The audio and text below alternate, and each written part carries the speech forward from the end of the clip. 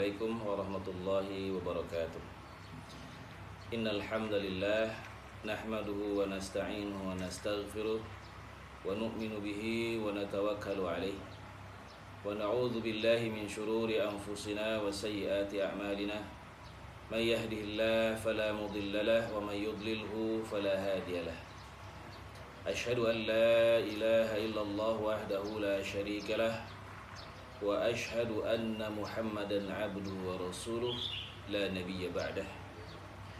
Allahumma fasalli wa sallim wa karrim wa barik ala sayyidina Muhammad wa ala alihi wa ashabihi wa tabi'in wa tabi'it tabi'in thumma tabi'ihim bi ihsanin ila yaumiddin. Rabbi shrah li sadri wa yassir li amri wahlul 'uqdatam min lisani yafqahu qawli.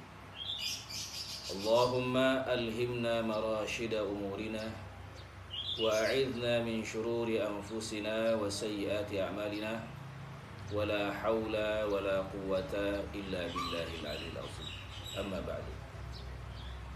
Sobat muslim yang dirahmati Allah Subhanahu wa taala. Alhamdulillah, puji dan syukur senantiasa kita panjatkan kehadirat Ilahi Rabbi yang memberikan kita begitu banyak anugerah dan rahmatnya, sehingga kita masih bisa diberikan kesempatan untuk beraktivitas, dan diantaranya kita bisa bertatap muka secara online pada muhadharah yang kedua ini yang disajikan oleh DKM Masjid As-Surur Divisi Pendidikan dan Dakwah. Selanjutnya salawat dan salam semoga tercurah limpah kepada Nabi kita, junjungan kita, kekasih Allah, pemimpin sekaligus penutup para nabi dan rasul, yaitu Nabi Yuna Muhammad sallallahu alaihi wasallam beserta keluarganya, para sahabat-sahabatnya, para pengikutnya yang senantiasa berpegang teguh kepada sunnah-sunnah beliau. Sobat muslim yang dirahmati Allah Subhanahu wa taala, pada muhadharah yang lalu, muhadharah ke-1, disampaikan beberapa keutamaan ilmu dan adab-adab dalam mencari ilmu. Maka sekedar sedikit mereview bahwa di antara keutamaan ilmu atau orang menuntut ilmu adalah Allah Subhanahu wa taala akan memberikannya pahala sebagaimana pahala orang-orang yang keluar fi sabilillah. Kemudian orang yang memudahkan langkahnya untuk mencari ilmu, maka insya Allah dan pasti, karena Allah yang berjanji dan Rasulnya yang menyampaikan, adalah sebuah kepastian bahwa akan dimudahkan baginya jalan menuju surganya Allah Subhanahu wa taala. Dan orang-orang yang mencari ilmu, yang menuntut ilmu, akan mendapatkan derajat yang tinggi di sisi Allah Subhanahu wa taala, beberapa derajat di antara orang-orang yang beriman. Kemudian sobat muslim yang dirahmati Allah Subhanahu wa taala, di samping adab-adab yang sudah disampaikan pada pertemuan yang lalu, yaitu niat, kemudian membaca doa sebelum dan ketika selesai menuntut ilmu, belajar, kemudian bagaimana kesungguh-sungguhan, bersungguh-sungguh, dan juga tawadhu, untuk tetap tawadhu ketika sudah mendapatkan ilmu. Kemudian pendapat daripada Imam Az-Zarnuji di dalam kitab Ta'lim Muta'alim tentang syarat-syarat yang disampaikan oleh sahabat Ali radhiyallahu taala anhu. Ada 6 syaratnya. Mungkin kalau masih ingat sobat muslim. Pertama, zakaun, kecerdasan, wa hirsun, tamak, wa ijtihadun, kesungguhan, wa bulghatun, harta, wa suhbatul ustad, bagaimana kita cara mempergauli kepada guru atau ustadz kita, wa tulu zamanin, dan periode ataupun masa yang panjang yang harus dilalui ataupun dilewati seorang pencari ilmu. Maka pada kesempatan kali ini ada beberapa tambahan. Bagaimana seorang pencari ilmu agar memperhatikan hal ini, adab-adab tambahan. Menurut Maulana Zakaria Kandahlawi rahmatullah alaih, setidaknya ada dua, yaitu adab lahiriah atau zohiriyah yang sifatnya bisa physically. Kemudian yang kedua adalah adab-adab batiniyah atau adab-adab spiritual. Ada lahir, ada batin, ada zahir, ada batin. Maka adab-adab zahir yang lahir yang perlu diperhatikan oleh seorang pencari ilmu adalah yang pertama, bagaimana sebelum memulai belajar hendaknya dia menjaga kesucian atau bersuci terlebih dahulu, sehingga ilmu yang dihasilkan pun akan dirasakan kebermanfaatan dan keberkahannya. Diibaratkan oleh Imam Syafi'i bahwasanya ilmu adalah cahaya dari Allah. Al-ilmu nurun. Maka bagaimana cahaya dari Allah ini akan turun atau diterima seseorang yang dalam keadaan bersuci. Tentu saja otomatis suci dalam keadaan fisik, dan mudah-mudahan Allah akan mensucikan hati dan jiwa kita. Jadi al-ilmu nurun wa nurullahi la yuhda lil 'asi. Ilmu itu adalah cahaya, kata Imam Syafi'i. Maka sebagaimana cahaya tidak bisa turun kepada orang-orang yang digelimangi maksiat ataupun kemaksiatan, dosa-dosa, maka dia akan turun dimasuki oleh orang-orang yang dalam dirinya senantiasa mendawamkan kebersihan, kesucian. Dan pintu yang pertama tentu saja thaharah yang secara fisik, yaitu dengan berwudu. Adab lahir yang kedua yaitu bagaimana duduknya, kalau sebisa mungkin duduk yang sekiranya dia bisa berfokus untuk menerima ilmu. Misalnya duduk bersila atau duduk iftirash seperti mana orang yang sedang sholat, ya. Ini akan membantu fokus untuk bisa menerima ilmu ataupun pembelajaran. Jangan sampai seorang pencari ilmu ini duduknya tidak diperhatikan, seperti orang yang kaki selonjor kemudian punggung disandarkan. Ini terlihat seperti orang yang malas-malasan, tidak menunjukkan kesungguhan dalam menuntut ilmu. Maka perlu diperhatikan bagaimana cara duduk kita. Cara duduk kita menentukan bagaimana kita bisa fokus untuk mendapatkan ilmu. Yang ketiga, memakai, kalau bisa kita mengenakan wangi-wangian. Sebagaimana kita hendak mau sholat Jumat, ya, maka ketika kita hadir dalam majelis ilmu, hendaknya kita pun juga melakukan hal yang sama. Kenapa? Karena ini untuk menciptakan suasana yang nyaman, suasana yang tidak mengganggu orang lain. Bisa kita bayangkan kalau kita misalnya tidak bersih-bersih terlebih dahulu, tidak bersih-bersih badan terlebih dahulu.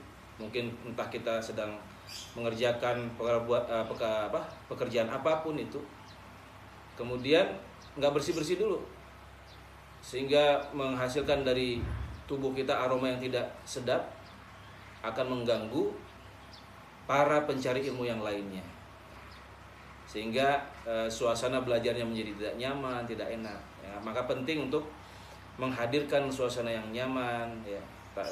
Tadi sebelumnya duduknya diatur, kemudian hendaknya memakai wangi-wangi, tidak lain dan tidak bukan adalah untuk menciptakan suasana nyaman dalam belajar, dalam menuntut ilmu. Dan yang keempat, tentu saja agar mengkondisikan duduknya rapat-rapat. Tentu saja kalau di situasi pandemi seperti ini ya menyesuaikan, ya. Rapat-rapatnya menyesuaikan. Artinya apa? Jangan duduknya saling berjauhan seperti orang yang bermusuhan. Kalau duduk rapat-rapat ini akan menghadirkan kedekatan, sehingga satu sama lainnya antara para pencari ilmu, penuntut ilmu, akan terjalin suasana keakraban. Terbangun di antara mereka suasana persaudaraan. Jangan berjauh-jauhan seperti yang sedang bermusuh-musuhan. Nah, itu tadi 4 hal yang diperhatikan mengenai adab-adab zahir. Jadi berwudu, bersuci kalau bisa, kemudian duduknya diperhatikan kalau bisa bersila ataupun iftirash, atau ketika ada pakai kursi ya duduk di atas kursi seperti itu. Dan memakai wangian atau membuat suasana belajar kita nyaman, senyaman mungkin ya. Bersih diri, pakai wangi-wangian, itu lebih baik lagi. Kemudian duduknya berdekatan, tidak berjauh-jauhan. Ada 4 hal yang lainnya, yaitu yang terkait dengan adab-adab batin. Adab-adab batiniah yang harus diperhatikan oleh seorang pencari ilmu. Yang pertama, bagaimana seorang pencari ilmu menghadirkan dalam dirinya rasa ta'zim wal ihtiram. Artinya mengagungkan dan memuliakan. Bukan untuk mengagungkan dan memuliakan si pembicara, akan tetapi yang kita agungkan, yang kita muliakan adalah apa yang disampaikan. Unzur ma qala wa la tanzur man qala. Lihat apa yang disampaikan, jangan lihat siapa yang menyampaikan. Karena apa yang disampaikan adalah ayat-ayat Allah Subhanahu wa taala, hadis-hadis Rasulullah sallallahu alaihi wasallam. Yang mana keduanya, Al-Qur'an, hadis, merupakan warisan bagi orang-orang beriman. Kata Rasulullah, taraktu fikum amrain lan tadilu ma tamassaktum bihima, Al-Qur'an wa sunnati rasuli. Jadi 2 yang ditinggalkan oleh Rasulullah SAW sebagai warisan bagi umat ini, umat Islam, yaitu Al-Quran dan sunnah baginda Rasulullah SAW. Jadi kita hadirkan seorang pencari ilmu itu dalam dirinya ta'zim wal ihtiram. Sikap dalam dirinya untuk mengagungkan dan memuliakan. Adab zahir yang kedua, adab batin yang kedua, yaitu tasdiq wal yaqin. Artinya dia meyakini, membenarkan dalam hatinya apa-apa yang disampaikan oleh penyampai, oleh ustadz, oleh kiai. Meyakini dalam hatinya bahwasanya apa yang disampaikan adalah kebenaran yang datang dari Allah Subhanahu wa taala dan baginda Rasulullah sallallahu alaihi wasallam. Untuk tentu saja diimani, kemudian diamalkan. Yang ketiga, adab-adab batin yang harus diperhatikan oleh seorang pencari ilmu adalah hendaknya seorang pencari ilmu meyakinkan dalam dirinya at-ta'atsur fil qalbi, untuk membekaskan apa yang telah diterima di dalam hati, agar apa-apa yang diterima dalam majlis tersebut dimasukkan ke dalam hati, berkesan di dalam hatinya, tidak masuk telinga kanan kemudian keluar telinga kiri. Jadi sudah mempersiapkan diri dulu bahwasanya apa yang akan dia dapatkan dalam majlis ilmu tersebut hendaknya dia betul-betul ingin diresapi dalam hatinya, sehingga hadir dalam hatinya kefahaman terhadap apa yang telah disampaikan oleh seorang penyampai, ustadz atau mubaligh ataupun kiai. Jadi tidak melukis, ibaratnya tidak melukis di atas air, tapi dia hendaknya melukis di atas media yang bisa mengabadikan lukisannya. Ya bisa mungkin di kanvas atau di tembok atau di media apapun itu yang bisa untuk dijadikan media lukisan.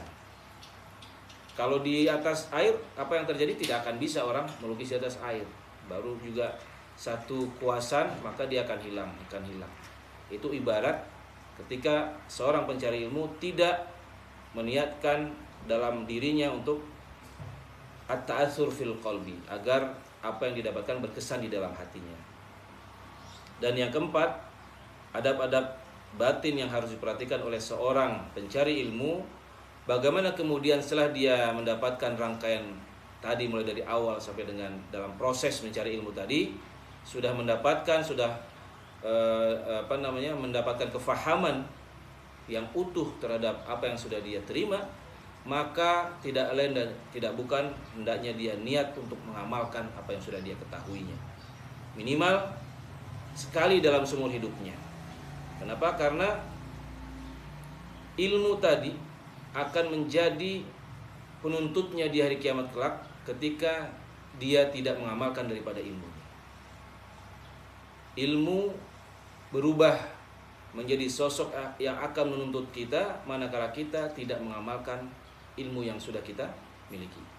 Tapi sebaliknya, walaupun seseorang hanya memiliki pengetahuan yang sedikit, kemudian dia benar-benar mengamalkannya, maka Allah Subhanahu wa taala akan memberikan dia kefahaman ilmu yang belum dia pelajari. Ilmu yang belum dia pelajari. Yang kita kenal dengan ilmu laduni. Allah berikan kelebihan bagi orang yang punya ilmu walaupun dia sedikit, kemudian dia amalkan dengan ilmu tersebut, maka Allah akan berikan dia kefahaman terhadap ilmu-ilmu yang belum dia pelajari. Tapi sebaliknya, kalau orang punya ilmu kemudian dia tidak mengamalkan ilmunya, maka itu akan menjadi penuntutnya di hari kiamat. Dalam sebuah riwayat hadis yang sahih, di antara 3 orang yang akan Allah masukkan ke dalam neraka terlebih dahulu adalah orang yang berilmu. Orang yang berilmu, alim, kemudian dengan ilmunya dia tidak mengamalkan. Kenapa? Karena niatnya hanya untuk agar dia disebut sebagai alim.